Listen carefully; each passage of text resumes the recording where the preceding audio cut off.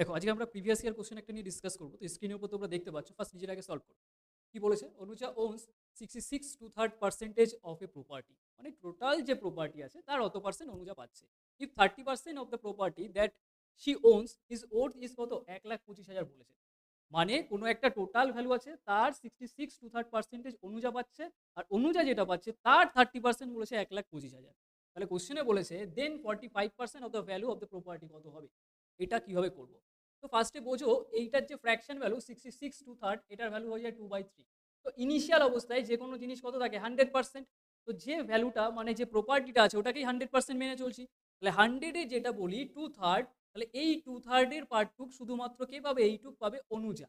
কিন্তু এটার আবার 30% মানে ওই 30% মানে 3/10, এইটুকের ভ্যালু কোশ্চেনে দেওয়া আছে। তো এইটাকে দেখে নাও, 3 এটা ক্যান্সেল আউট, এটা কেটে গেল, তার মানে 20। তাহলে এই 20% এর ভ্যালু কোশ্চেনে বলেছে 125 কত, 000, মানে 1,00,000 এটা 25,000। তাহলে এটা 20% এর ভ্যালু। আমাকে যেটা বের করতে হবে সেটা কত, 45% এর ভ্যালু। তো 45% এর যে ভ্যালু, এখান থেকে 1% এর ভ্যালু বের করতে পারবে। তাহলে এটাকে কত, 20 দিয়ে ডিভাইড করে দাও, আর 45 দিয়ে এটাকে মাল্টিপ্লাই করে দাও। তাহলে 45% এর ভ্যালু আমরা পেয়ে যাবো ইজিলি।